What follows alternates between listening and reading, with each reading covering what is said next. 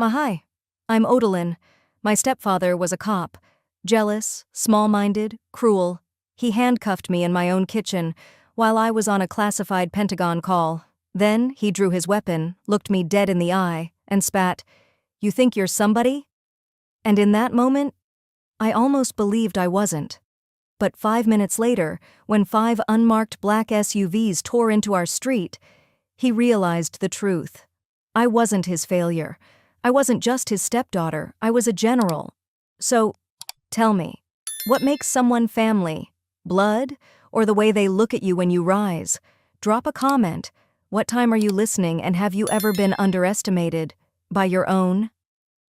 The sun poured through the blinds, casting long lines across the old hardwood floors. I stood in the kitchen, one boot still caked in Afghan dust, the other kicked off beside my duffel.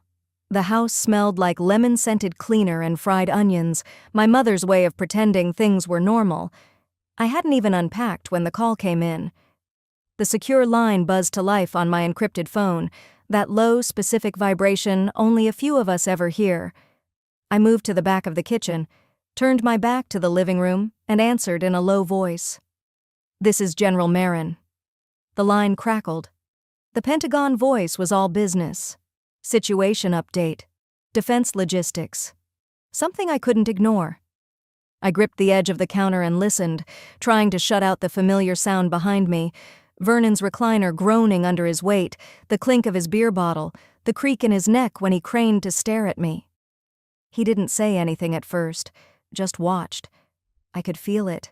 Same way I used to feel the red lasers sweep across my chest when we practiced clearing rooms. Except Vernon wasn't trained. He was bitter. Mom stayed quiet in the dining room, pretending not to hear. Forks clinked against plates she'd set too early, dinner not for another hour. I raised a finger to signal Vernon to wait, mouthed, "I'm on call." "Wrong move." "You think this uniform means you run my house now?" he barked. I turned slightly, still facing away from him. "This isn't about you. Please." He was already up. The chair slammed backward. "You walk in here wearing that damn jacket like you're some queen?" The Pentagon voice kept talking. I couldn't focus. I stepped toward the pantry for some space, whispering, "Repeat that last point." Then it happened fast. Vernon lunged across the room, knocked the phone out of my hand. It hit the wall, skittered across the tile. I heard the Pentagon rep say, "Marin, confirm," right before the connection cut. My back slammed into the counter edge. He pointed a shaking finger inches from my face. "You ain't special here, girl. Not under my roof." He reached for the belt at his waist. I knew the motion. He still carried his badge, cuffs, department-issued Glock. My mother gasped, but she didn't move. I didn't scream. I didn't raise a hand. I stood still, breathing through my nose, grounding myself like we're trained to. Vernon yanked my wrist, twisted it hard, metal snapping shut around bone. I let him. "You think that shiny little name tag means something to me? Huh?" I stayed silent. Not because I was scared, but because I'd learned silence holds more weight than shouting ever could. He shoved me forward, cuffing both wrists behind my back. The cold bit into my skin. Then he said it, words I'd carried in my gut since I was 16. "Strip that damn uniform off. You're not a soldier in my house." My mother flinched. Vernon's chest heaved. Slowly, I bent down, took off the jacket, my stars and bars, folded it, just like I did for fallen comrades. Neat, respectful, laid it on the entryway table by the door, and I stood there in a plain army green t-shirt, cuffed, while my stepfather tried to break me. The house went still. For 5 long minutes. Then I heard it. Engines, big ones, SUVs, black, government-plated, rolled to a stop in front of the house. Doors opened in sequence. 1, 2, 3. Vernon moved toward the window, already paling. Military personnel stepped out, calm, composed. A man in a suit led them. They didn't knock. They entered like they had every right, which they did. "Is General Marin safe?" the man asked, eyes sweeping the room, resting on me. I tilted my chin toward Vernon. "I'm fine. He just needed reminding who I am." Vernon didn't speak, couldn't. One of the officers stepped forward, unlocked the cuffs with a click. I didn't flinch, didn't shout, didn't gloat. I gave a simple nod, picked up my jacket, brushed it off, but I didn't put it back on, not yet. I turned to Vernon. He was still frozen by the couch. "You'll see who I really am," I said quietly. "In time." I didn't report him, not yet. I needed him to feel safe, so he'd slip. I didn't say a word when they left. The black SUVs rolled off, quiet as they came, and the house fell still again, too still. I walked back inside. My jacket stayed folded right where I'd left it on the counter, buttons glinting under the dim kitchen light. I didn't pick it up.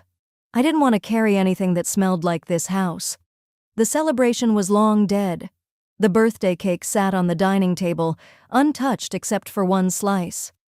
I pulled out a chair, sat down, ate it in silence. The air was thick, like everything in the room had been holding its breath since I arrived. My mother peeked out from the hallway first, eyes darting like a child checking if it was safe. Then she stepped into the kitchen with a glass of sweet tea in her hand, pretending like nothing had happened. Like, maybe if she just moved quietly enough, she could erase the cuffs, the Pentagon men, the bruises blooming just beneath my collar. "You always liked peach tea," she said, placing the glass gently next to me. "Still do?" I nodded. I didn't trust my voice yet. She sat across from me, her hands folding into each other like she was praying without sound. It's good to see you home, baby." I gave a small smile. Didn't feel much like a welcome. She flinched, barely. He thought, it got out of hand, but... The back door creaked open, and in walked Vernon. He had showered, changed into a clean shirt, as if washing the smell of beer and rage off his skin made it all go away. "Evenin'," he said like this was just any other night.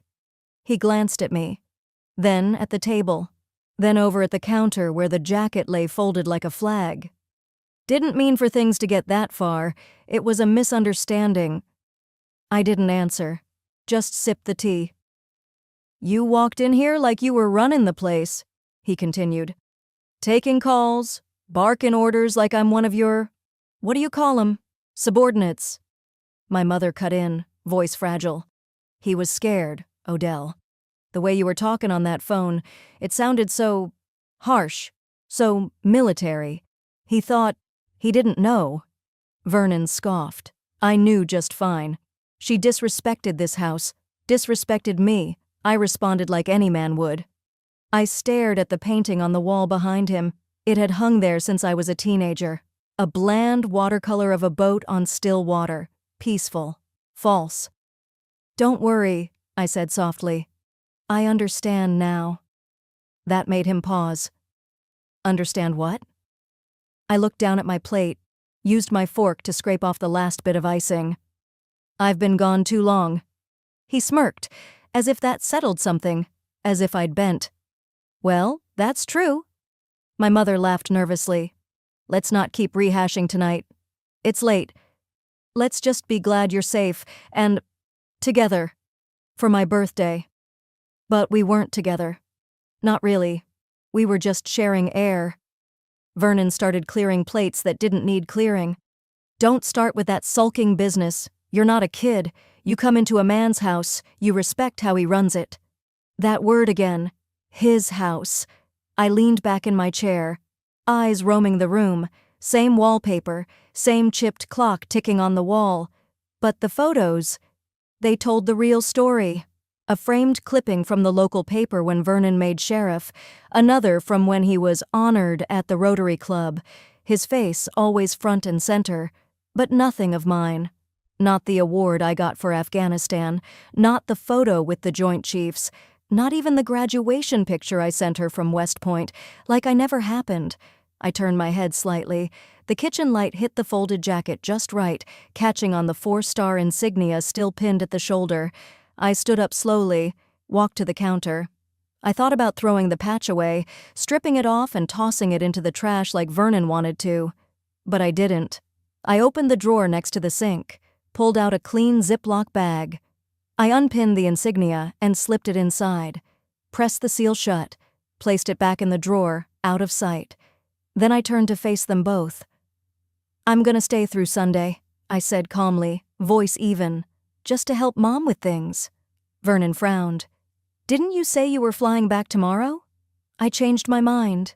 He squinted at me, trying to read what wasn't on my face. "I thought maybe we could use some time, reconnect." My mother smiled faintly, like she wanted to believe me. I walked over and kissed her cheek. "Happy birthday, Mama." Then I turned to Vernon. "Thank you for the dinner." He narrowed his eyes, but I didn't wait for a response. I picked up my overnight bag and walked toward the back hallway. My old bedroom still had the same creaky floorboard near the door. I stepped over it without thinking. Muscle memory. Once inside, I closed the door, sat on the bed, pulled out my phone. There were 5 messages from command, one from a number I didn't recognize. I ignored them all. Instead, I typed just one thing. "Change of plans, I'll stay through Sunday, need more time." Then I powered down the phone, placed it on the nightstand, and looked out the window into the dark yard beyond. He thought this was over, but I hadn't even started. I woke to the sound of soft rain tapping the window and the distant hum of a lawnmower struggling somewhere in the neighborhood. For a moment, I just lay there, staring at the same off-white ceiling I had memorized as a child. Funny how even a ceiling could bring back the taste of silence, of fear, of holding my breath every time the front door slammed. I pushed off the quilt and sat up slowly. The room was almost untouched since I left for basic. Same faded wallpaper, same corkboard with a few pushpin holes still in it. But the air was different now, still and watching, like even the walls had learned to wait. There was a closet door to my right, slightly warped at the top corner. I reached out and ran my fingers over a shallow dent there, not too deep, but permanent. I remembered it clearly. I was maybe 9. Vernon had stood in that doorway, arms crossed, lips tight. I'd said it plainly. "You're not my dad." I didn't even yell, just stated it, and he'd responded with silence, followed by a slam so hard the doorframe cracked. My mother had cried that night, not because of me, but because she knew I wouldn't take it back.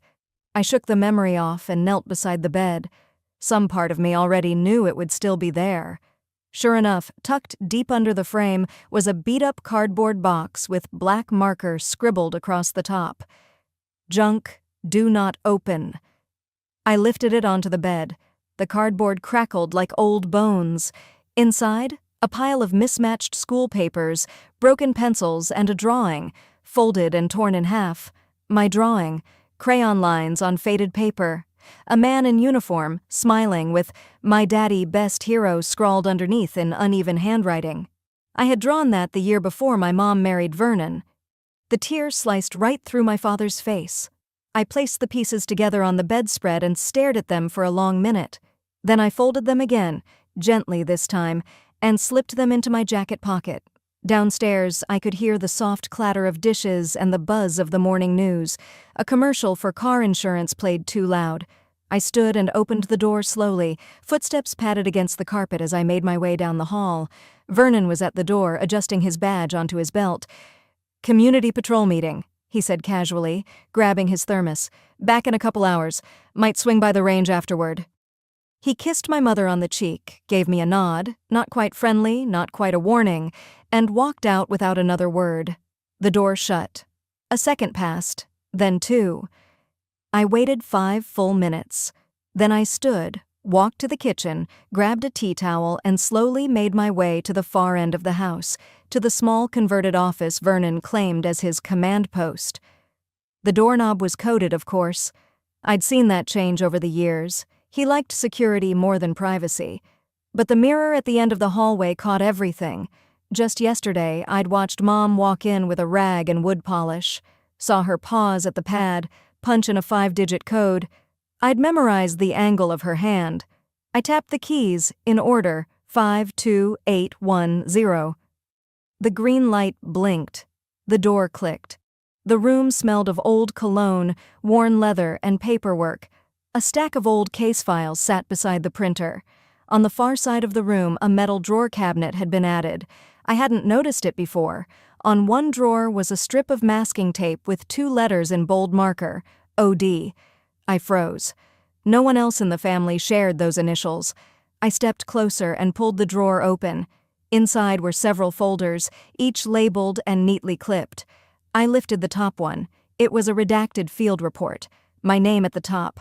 My unit. Black bars covered several lines. Another folder had photos. Me in uniform, some candid, some clearly taken from a distance.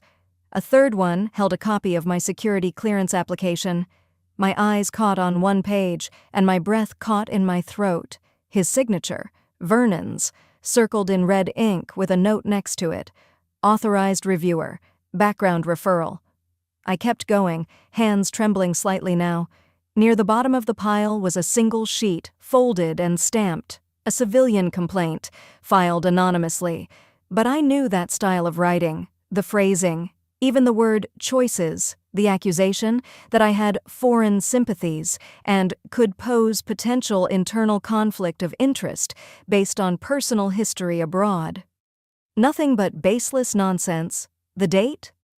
The exact same day Vernon had grilled steaks in the backyard, handed me a Bass Pro gift card, and toasted our girl's big future. He smiled that day. I took out my phone and snapped a photo of the complaint, then the folder, then his signature. I opened a message thread and typed, "He filed it. Confirm if it reached internal, please." Then I carefully reassembled everything. No rushing. No mistakes. The drawer closed with a quiet clack. The door locked behind me with the same code. I walked slowly back through the house, past the kitchen where Mom stood wiping an already clean counter. "You want me to make you something?" she asked, voice soft. "Omelet, maybe?" "I'm good," I said, just needed to stretch.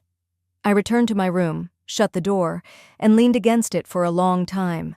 Vernon always talked about how real men watch patterns, that you can tell what someone's hiding by how they smile. He had no idea how much I'd been listening. He taught me how to question every small gesture, every sudden kindness, every just looking out for you. He made me study his every move. He just forgot. I was the better student.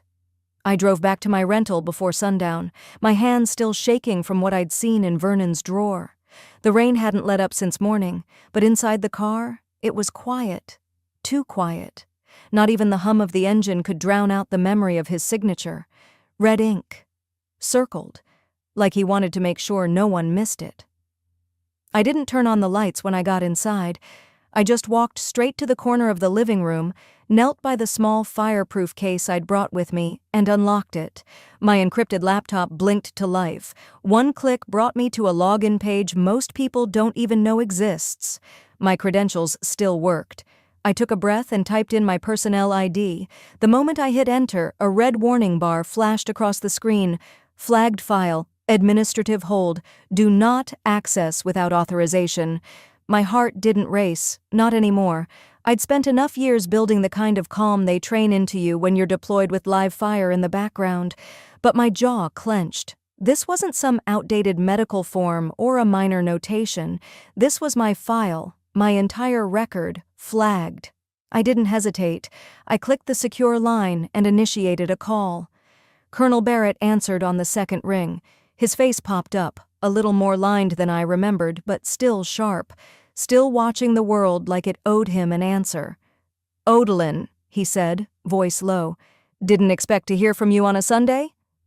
"I need eyes on my file, sir," I said evenly. "Right now." He didn't ask why, didn't comment on the background, just turned and tapped on a screen out of frame. A few seconds passed, then his eyebrows drew together. "You weren't kidding. It's locked. Flagged 6 weeks ago. That's not protocol. Can you override? For you, I'll try. Give me a sec." I stared at the screen, forcing my breathing to stay even. My reflection in the glass looked older than I felt, tired maybe, but not weak. "Okay," Barrett finally said. "I'm in. Let's look at the version history." He shared his screen. There it was. A memo, uploaded 3 years ago, just before my first major promotion. It claimed I'd misrepresented my background, that I'd falsified details about my father's service record to gain clearance. It even implied I might have used that lie to manipulate my superiors into special assignments. I didn't write that memo, I never filed it, and it was unsigned. Barrett frowned, leaning in. This wasn't in the version I saw. I reviewed your folder myself before your reassignment to Germany. Can you trace the upload? He ran a command line. Looks like it was uploaded from a civilian precinct terminal, no military IP attached. I stared at the timestamp, March 14th, 3:27 p.m. Barrett kept digging. Then his face went still. There's badge metadata. You're not going to like this. Tell me. Badge ID linked to that session. Vernon Hallstrom. My lungs went still. My hands didn't move. Barrett went on, slower now. There was an attempted deletion at 3:29 p.m. Someone tried to pull the file almost immediately, but by then the auto-archive had already triggered. The system captured it permanently. 2 minutes. That's how long it took Vernon to try to erase the thing he planted in my record, and then he showed up that same week at my cookout, gave me a gift card to a hardware store like it was some fatherly gesture. I'll document the trail, Barrett said. If this ever reaches an inquiry. It won't, I interrupted quietly. Not through official channels. He looked at me. I smiled. Just a little. Thank you, Colonel. That's all I needed. We ended the call. I didn't sit back. Didn't let myself crumble or blink long enough to feel sorry. He tried to end my career before it ever truly began, and he smiled through every one of my wins like he'd been rooting for me. I clicked through the records, copied the full metadata, IP trails, logs, and user access reports onto an encrypted USB, one I kept in a drawer under false documents disguised as an old ID card from deployment. Then I opened a new contact line. It rang twice. Inspector General's office, a clipped voice answered. This is off the record, I said. I need a meeting, no names, no paper. There was a pause. Understood. Do you have clearance? Level 6. I'll send coordinates through secure channel. Expect a call tomorrow. I hung up. Then I placed one more call. The number hadn't changed in years. It picked up with static. You better not be asking me for money, I smirked. Remember Kabul? When I got your equipment through customs, no questions asked? A grunt. You're caching that chip now? I am. What do you need? Access, discrete, and a mirror image of a precinct server from March 14th, 3 years ago. Give me 48 hours. I ended the call. Back on my laptop, I created a new folder and typed the name slowly. Operation Stepfather. The kind of name you don't forget. The kind of betrayal that teaches you one thing above all. I didn't need revenge. I needed witnesses. That thought echoed in my mind as I stepped out of the rideshare in front of the precinct. I'd deliberately chosen to wear jeans and a plain navy blouse. No medals, no rank, just me, Odalyn. A woman whose silence had outlived its usefulness. Inside, the fluorescent lights buzzed low above the front desk. The usual chatter of officers was absent in the hallway leading to the community liaison office. As I walked through, a few uniforms glanced up and then back down quickly. No smiles, but no glares either, just distance, like they weren't sure what I was anymore. Officer Hall opened the door before I could knock. Early 60s, gray streaks framing a calm, perceptive face. She had that look older women get when they've watched generations of men make the same mistakes and survived to keep working anyway. Well, I'll be, she said, stepping back to let me in. Been hearing some things about your record, General. Or should I say, ma'am with unfinished business. Her voice was kind, but with enough edge to let me know she didn't do small talk unless it served a purpose. Let's just say, I replied as I slid into a seat across from her, your precinct might have a problem behind one of its own doors. She raised an eyebrow but didn't interrupt. I opened my laptop, turned it toward her, and tapped the file I'd pulled from the archive. Someone used this building's terminal to upload a forged federal memo. It was meant to derail my military trajectory. Almost worked. She leaned closer. Read. Then leaned back. Expression unreadable. You don't look like a woman fishing for drama. I'm not, I said. I'm fishing for rot, because it smells like it's coming from that badge number right there.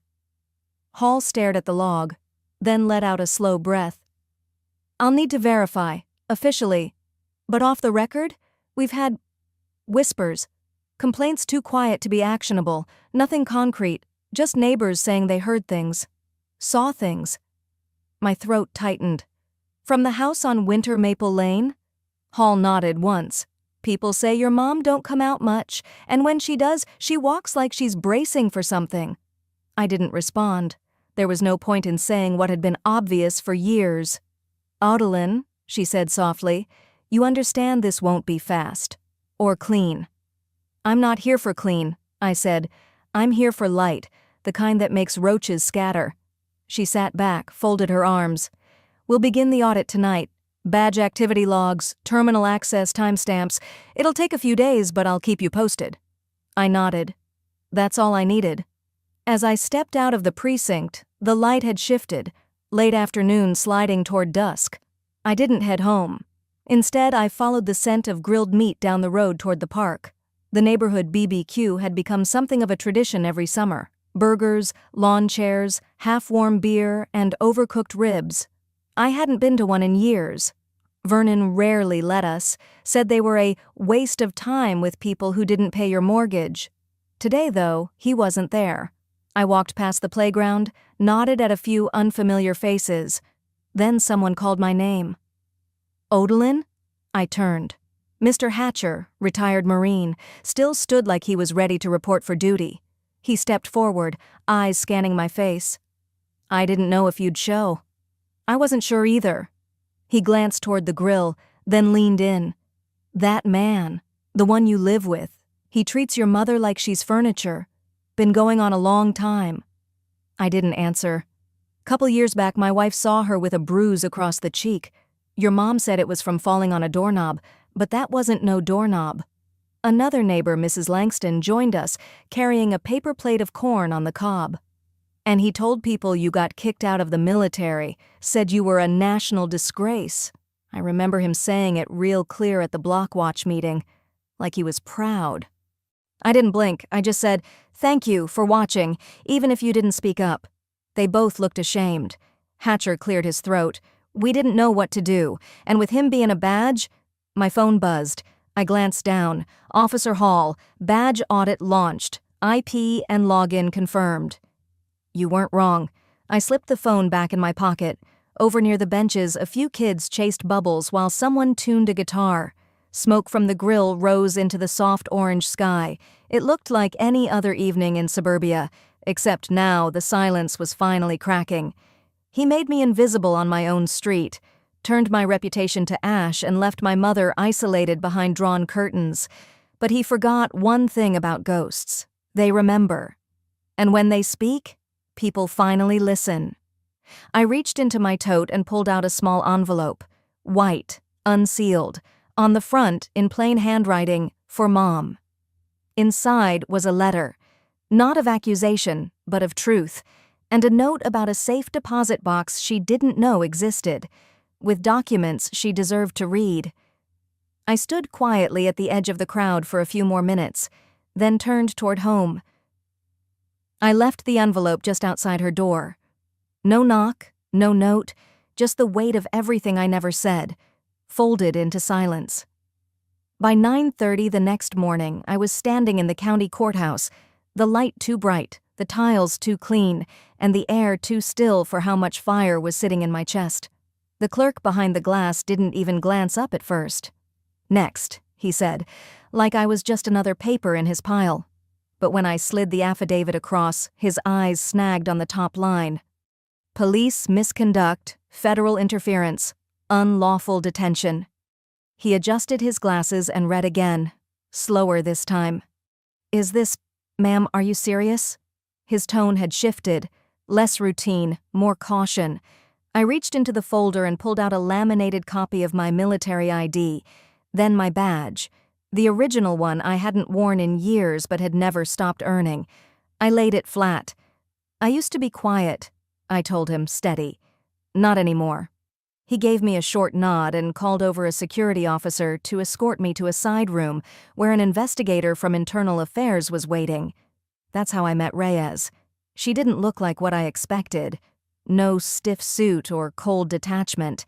Just a calm woman in her 40s with a notepad and eyes that had seen too much.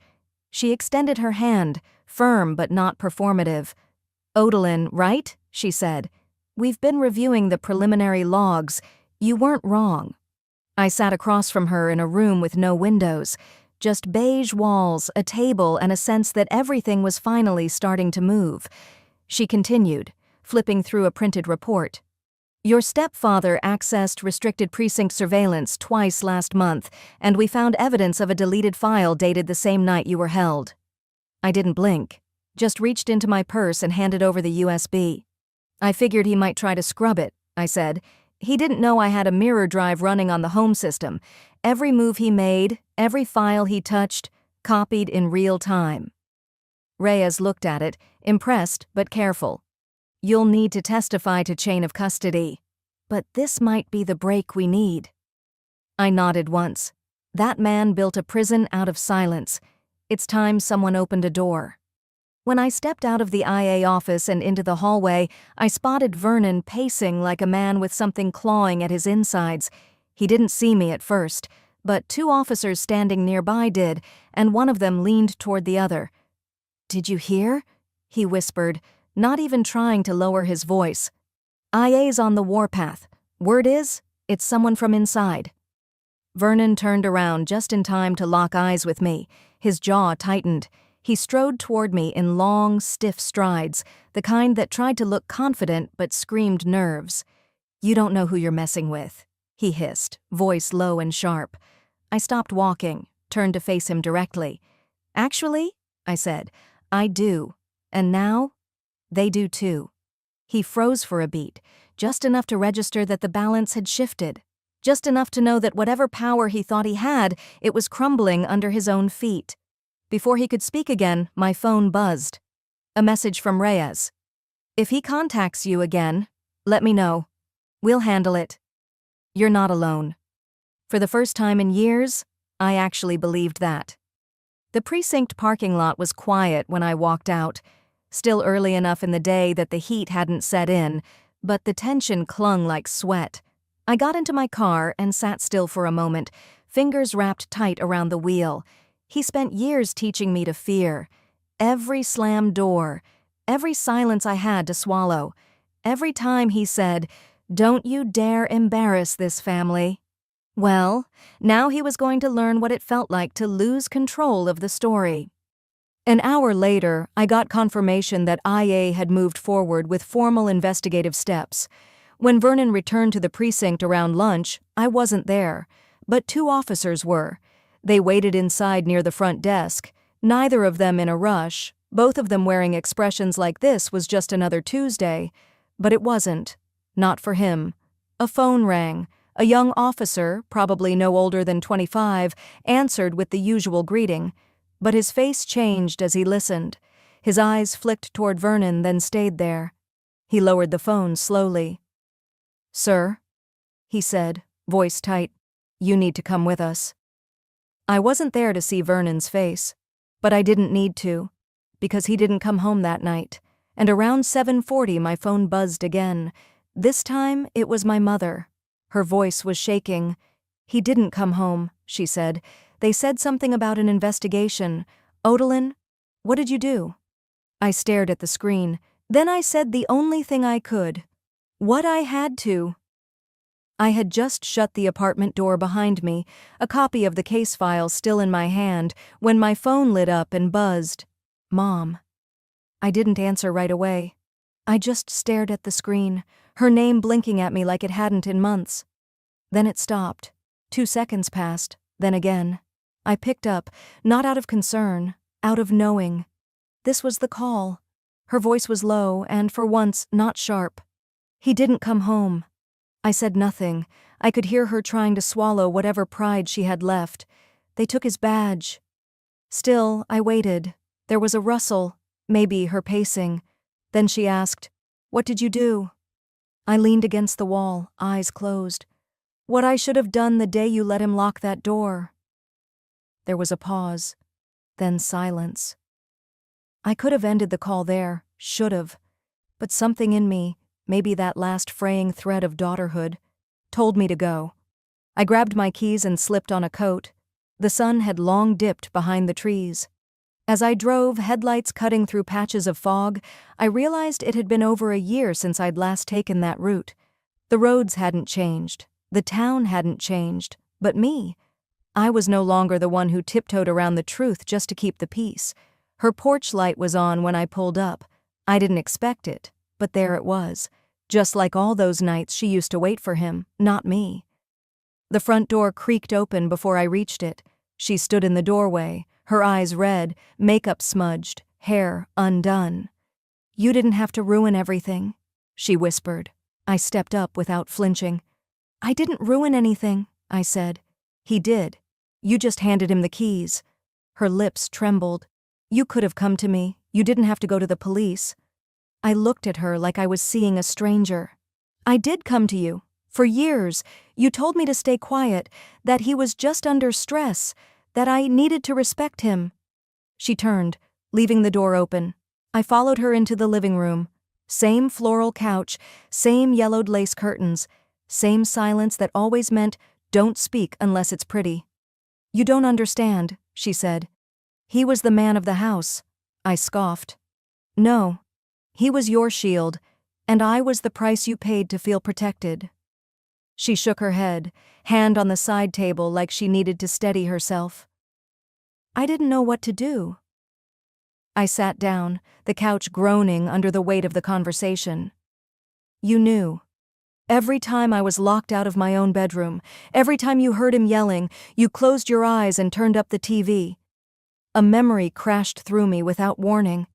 I was 16, standing in the hallway, barefoot, arms wrapped around myself. My bedroom door locked behind me, him yelling inside. At what? I don't even remember. I'd stopped listening. What I remember is her, sitting at the kitchen table, sipping coffee, pretending the world wasn't shaking apart in the next room. "You used to say, 'Let it go, Audlin. We need peace in this house.'" I met her eyes. "Peace for who?" She sat down across from me, her face suddenly years older. "He gave us a roof. He kept the bills paid. I didn't want to lose that.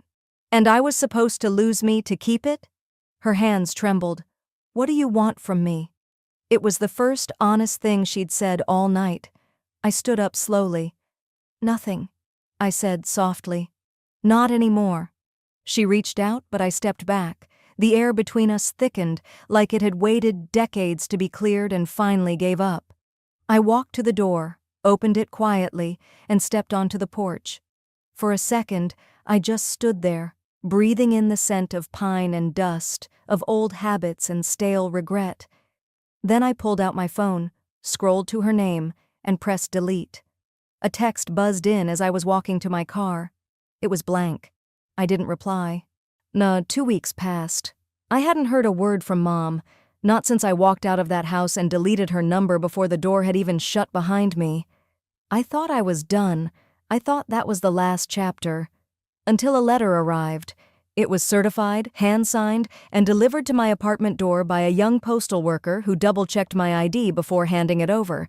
The envelope was cream-colored and heavier than usual. No return address, just the name of a small law firm in Arlington. I set it on the counter and stared at it for a good hour before opening it. Inside, a short typed note on thick letterhead. "Ms. Audlin, if you are reading this, something went wrong.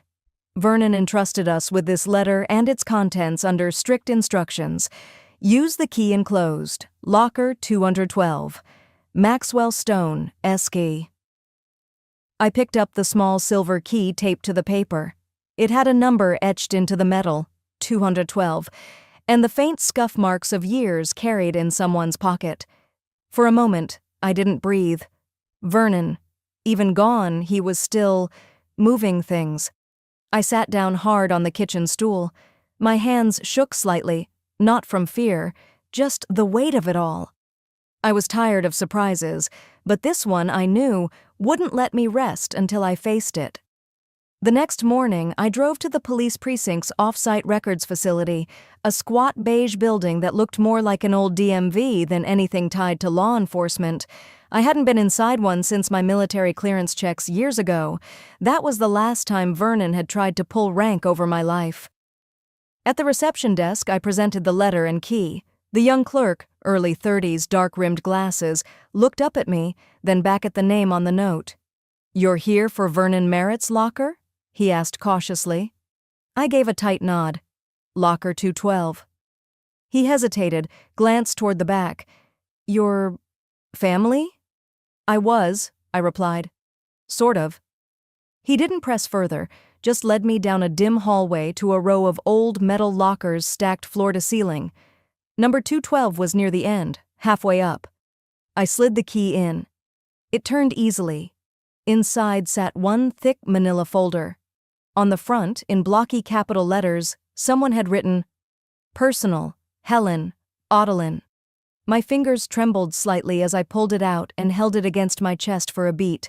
I didn't want to open it there, not under fluorescent lights and behind a stranger's shoulder. I nodded a thank you to the clerk, walked calmly back to my car, and sat with the folder on the passenger seat. Then I drove straight to the attorney's office listed on the letterhead. Maxwell Stone was a quiet man, maybe in his late 60s, with tired eyes and a voice that didn't like to waste words. He welcomed me into a modest office and offered coffee. I declined. I slid the folder across the desk. "I didn't read it yet," I said. "Didn't want to be alone with it." He nodded slowly, put on his glasses, and opened the flap. Together, we read through the first few pages. It started with Vernon's handwriting. I'd recognize that thick black pen and slanted script anywhere. "I was wrong," it began. "I thought power meant control. I thought I was protecting something, maybe Helen, maybe myself. But what I did to Ottilin, it wasn't discipline. It was punishment. I wanted to break her." I sat in silence, stone-faced. My heart was hammering, but I didn't let it show. He went on to describe how he'd accessed my federal records, manipulated my file when I applied for an overseas security position. He interfered with my background check by planting false concerns. Nothing criminal, but just enough to make me less favorable. He'd done it all under the guise of family duty, claiming I was unstable, impulsive, hard to manage. And Mom? She knew. Helen asked me to keep Ottilin from drifting too far. She said discipline was love. She said she couldn't bear to lose her the way she lost control of the house. I swallowed hard. My fists curled. I'd suspected it for years, but reading it, seeing it in his words, it was something else. The kind of betrayal that doesn't just cut, it brands. Then came the part that made Maxwell pause and adjust his glasses. A copy of a notarized update to Vernon's will. He had left me a share of his estate, not out of kindness, out of guilt. His pension, a small retirement cabin in Roanoke, and sealed documents he kept locked away from the family. The note attached simply said, "She earned it. She was always stronger than I was willing to admit." Maxwell looked up at me. "There's more.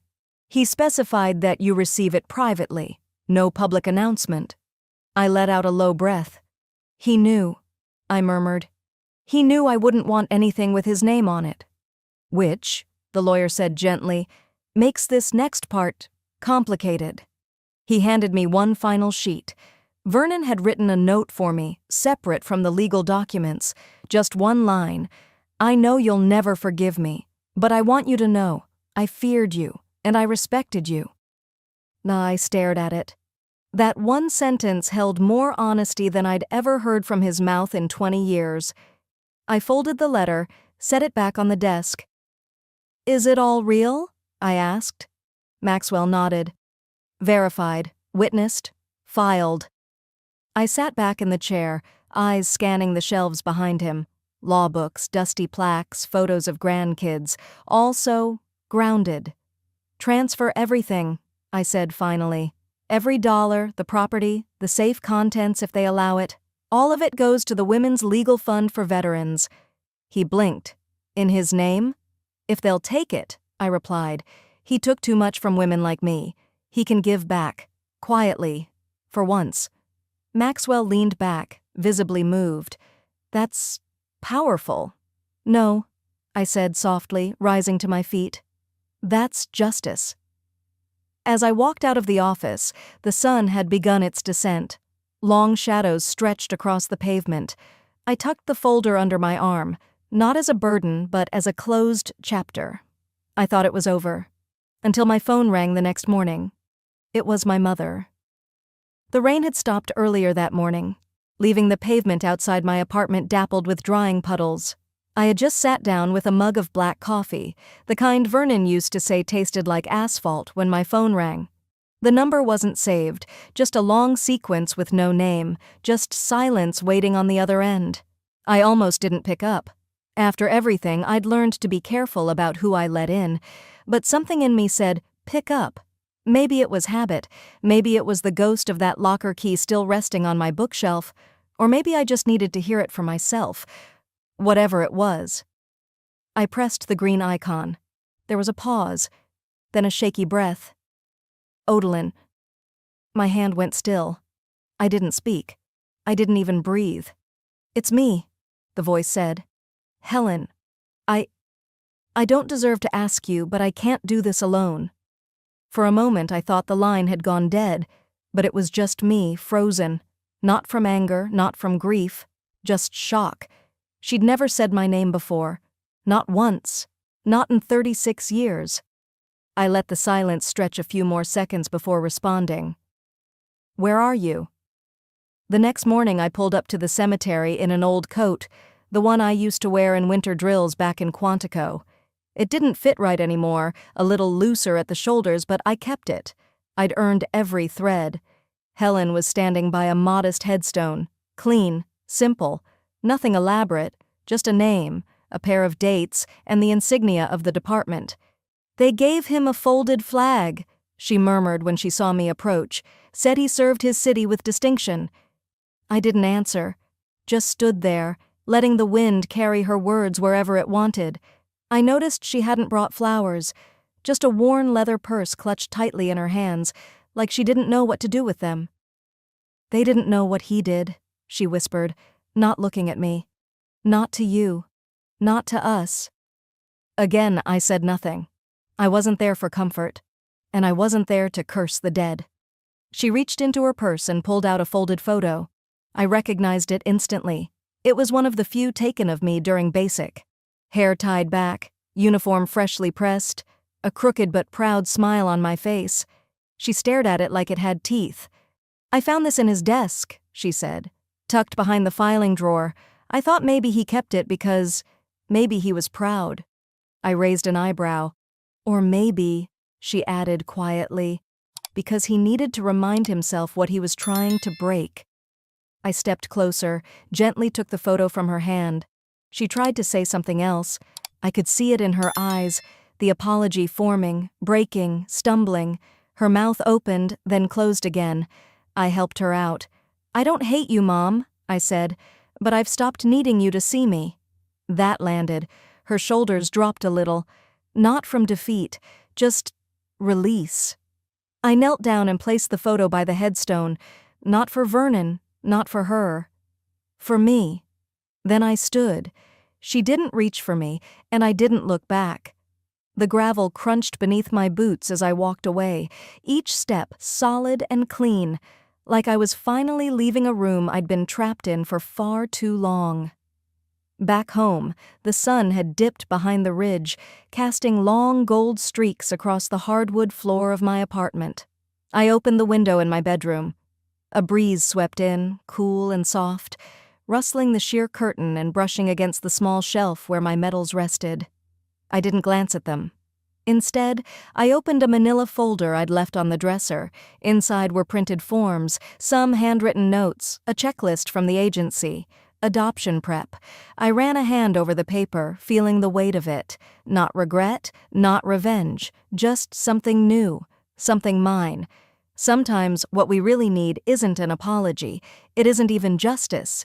It's just to hear our name, once, spoken by the person who never did, and to realize we don't need to hear it again. Do you think I was too cold? Or maybe just finally free?